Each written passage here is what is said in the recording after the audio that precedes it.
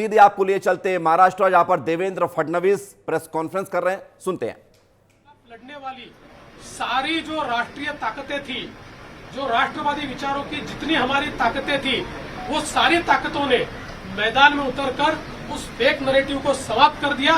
इसलिए उन सभी संगठनों का भी मैं आभार व्यक्त करता हूं जिन्होंने ये करके दिखाया। साथ साथ महाराष्ट्र में जो पोलराइजेशन का प्रयास किया गया था और किसी जाति विशेष, धर्म विशेष को, एक धर्म विशेष को पोलराइज करने का जो प्रयास किया गया था, मुझे लगता है वो प्रयास सफल नहीं हुआ, क्योंकि महाराष्ट्र में एक बहुत बड़ी परंपरा है, संतों की परंपरा है।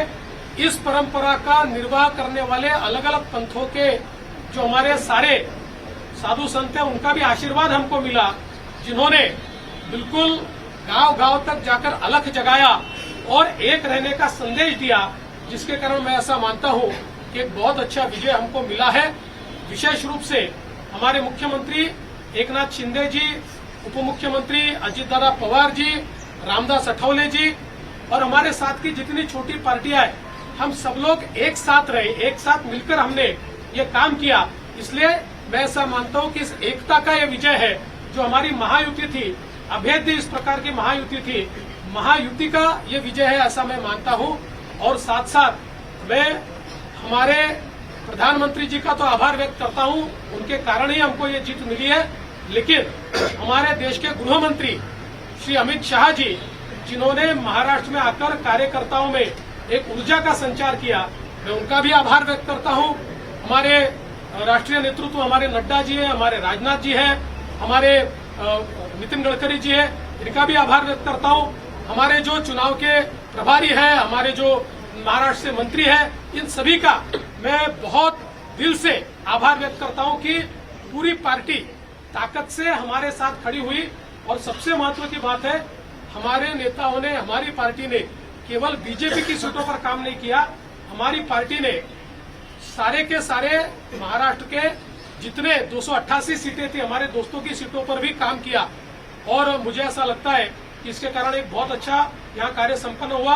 हमारे भूपेंद्र यादव जी, अश्विनी वैष्णव जी, हमारे शिवप्रकाश जी, इनका भी मैं आभार व्यक्त करता हूँ। हमारे यहाँ पर जो हमारे सारे अलग अलग प्रांतों से भी जिन लोगों ने हमको मदद की, उनका भी मैं आभार व्यक्त करता हूँ। हमारे पीयूष जी का मैं आभार व्यक्त करता हूँ, हमारे शिवराज सिंह चौहान जी का भी मैं आभार व्यक्त करता हूँ। मुझे ऐसा लगता है कि एक प्रकार से सामूहिक रूप से हम लोग जब उतरे, तो ये सामूहिक ताकत एक ऐसी ताकत बनी जिसने दिखा दिया कि महाराष्ट्र ये मोदी जी के ही साथ है।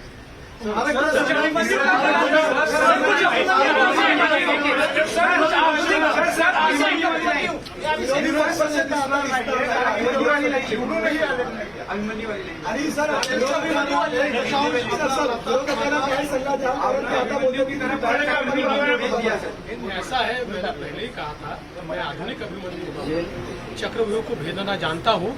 हमने चक्रव्यूह को भेदा है और ये कोई मैं पहले भी कह रहा हूँ, वापिस कह रहा हूँ, इस विजय में मेरा बहुत छोटा उसमें मैं समझता हूँ कि सहभाग है। एक ये हमारी जो पूरी टीम है, इस टीम ने इस विजय को लाया है। मला असं वाटतं की कुठल्याही लोकशाहीमध्ये एक चांगला विरोधी पक्ष असणं हे गरजेचं आहे। त्यामुळे जे काही विरोधी पक्षाचे लोक निवडून आलेले आहेत त्यांचा आम्ही सन्मान करू। त्यांचा आवाज छोटा असो की मोठा असो, ते ज्या योग्य गोष्टी सांगतील त्या योग्य गोष्टींवर आम्ही त्यांना प्रतिसाद देऊ।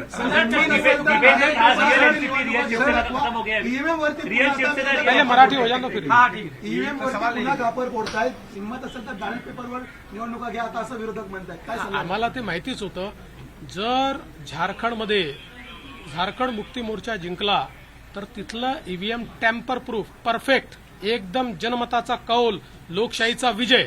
आणि महाराष्ट्रामध्ये हे धाराशाही झाल्याबरोबर लोकशाही खतऱ्यात आलेली आहे, ईव्हीएम प्रॉब्लेममध्ये आहे, ईव्हीएम टॅम्पर झालेला आहे। मला असं वाटतं की कुठेतरी अशा परिस्थितीमध्ये आत्मचिंतन केलं पाहिजे आणि खरी कारणं काय, मला काय त्यांना सल्ला द्यायचा नाही आहे, मी तेवढा मोठाही नाही आहे, पण कधीतरी त्यांना खरी कारणं काय आहेत याचा विचार करावा लागेल।